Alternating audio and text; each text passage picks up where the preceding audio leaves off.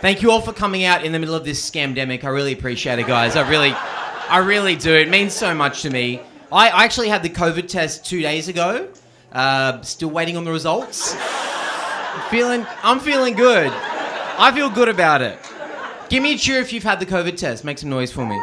Yeah, I don't know if you guys had the same guy I had. I found him very unprofessional, my guy. My guy made full eye contact with me the entire time he was putting it in. Is that weird? Then he pulled my hair and called me a slut. Is that crazy? It was like a weird one-night stand. It was actually a lot like a weird one-night stand because it was awful. But then for the next 2 days, I was like, when's he going to text? I missed him. I feel like everyone's gotten nicer. Did you feel that? Do you feel like over the last 18 months, the world's gotten nicer? You can see it in the graffiti. That's where you see it. When everything's gone to shit, graffiti artists really try to whip us up into a sense of unity. Like, there's a wall near my house that's always covered in graffiti. About a year ago, now what it is it's a mural of the planet Earth shaped like a heart. And it says, we're all in this together, written around it. And I think that's nice. You know, that's beautiful. It's bringing us together in a time like this. I appreciate it. But of course, I remember what used to be on that wall, like a year and a half ago. It just used to say, Gavin Portos fucks dogs. Which also brought the town together in a different way. You know, I don't know Gavin, but I know to keep an eye out for him. If I see him, I'll tell someone.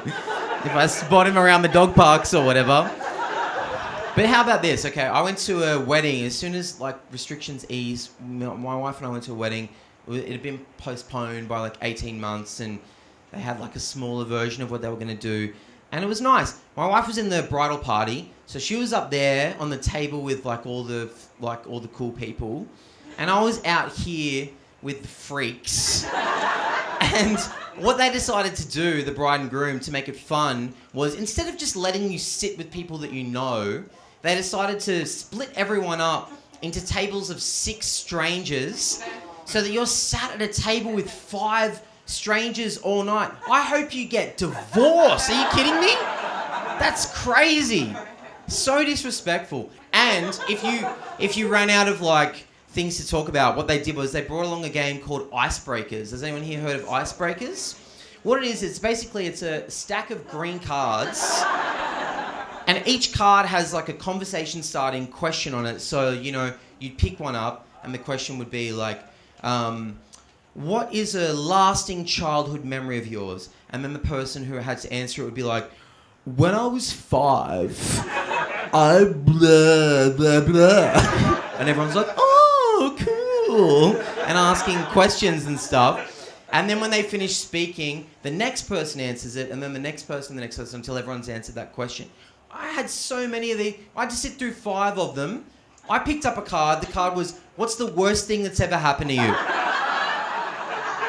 I was like, I'm living it. This wedding is a fucking nightmare.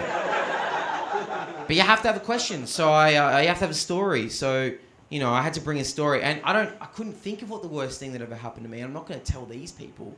So the first thing that came to mind was a story. It's not the worst thing. It's just the first thing that popped in my head. I told him a story about how I got into a car accident 18 months earlier than that with a Nissan Cube that had a personalised license plate, which is fucked. Like, there's no way that's my fault. Even if it is my fault, you can't have a personalised license plate on a Nissan Cube. If you do, you should just be sorry. That's all I should say. And it wasn't my fault, because it was one of those words. They'd clearly chosen a word that was too long, so they chopped some letters out of it and kind of smushed it together on the license plate so that you have to try and do Sudoku to figure out what it is. So I was driving behind it, getting closer and closer, trying to figure out what it was. It was LGOPNR, and I was staring at it, trying to get close to it. Then I realised it was leg opener, and I slammed into the back of the car. And to this day, I don't know if that was an accident or a kamikaze. I'm not sure. But I ruined the front of my car. I had to pay a whole bunch of insurance because apparently my insurance doesn't cover trying to solve a riddle. And And I hurt my neck. I got whiplash in my neck. I did some soft tissue damage. It's the reason I still get massages from pregnant women to this day.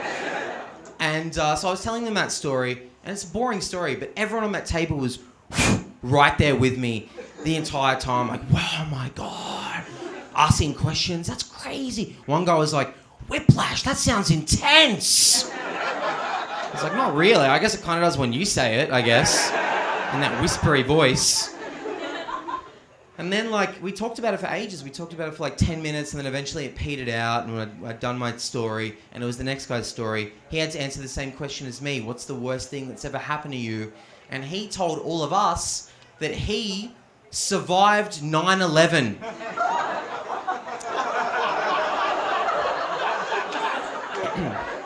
And not in a spiritual, inner west, like, hey, man, we all survived 9/11 kind of way.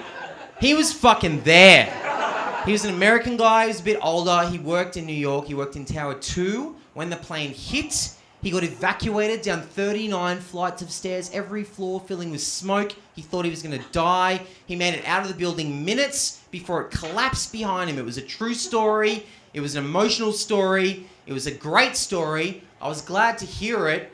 I just wish that I knew about it before I spent 10 minutes talking about my whiplash.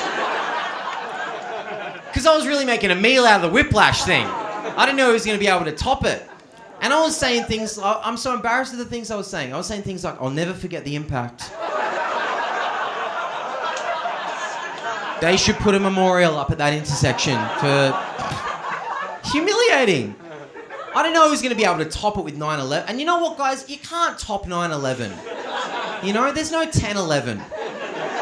I've thought about it a lot. The only way I could ever top his story is if I was like, oh, you were in Tower 2? I was in Tower 1. Yeah. You guys were a few minutes after us, right? Must have been nice to have the warning. We didn't have that in Tower 1. If I ever meet someone from Tower 1, I've got to be like, I was on the plane. I was, yeah. It was hard. You know what the worst part was? The whiplash. I got whiplash.